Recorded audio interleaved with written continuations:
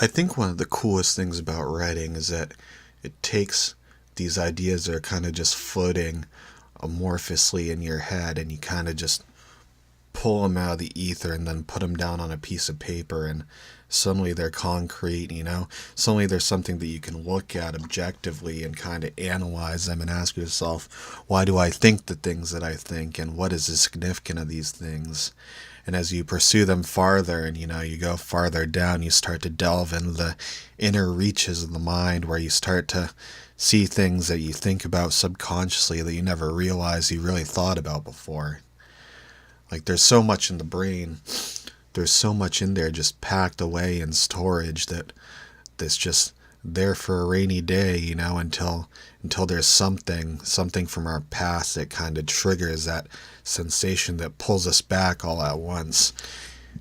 And then suddenly we're recovering an old part of ourselves, we're reconnecting with a time that didn't exist.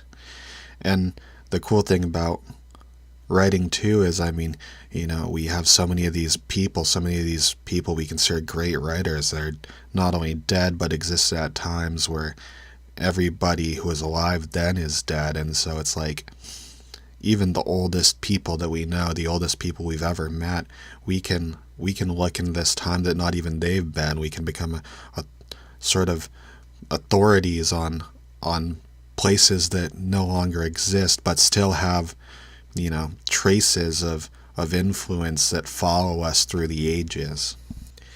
And the thing is too, is like,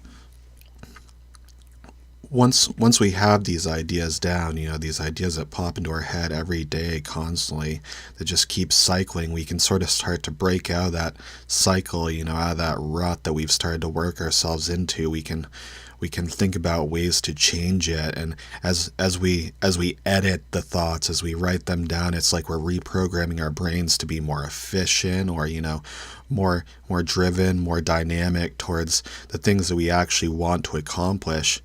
And not only getting towards the things we want to accomplish, but realizing the things that we really want to do, as opposed to things that may have just been placed in our head by a commercial somewhere or something like that. We can actually start to say, why do I feel like I want the things that I think I want, and what should I really be wanting?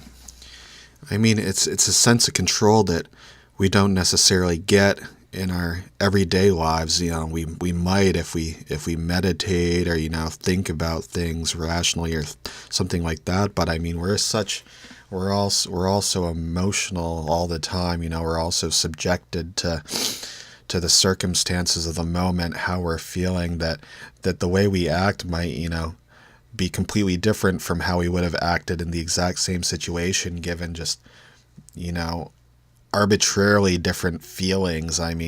So we can go back to these thoughts in different frames of mind and see if they still hold true regardless of how we're feeling.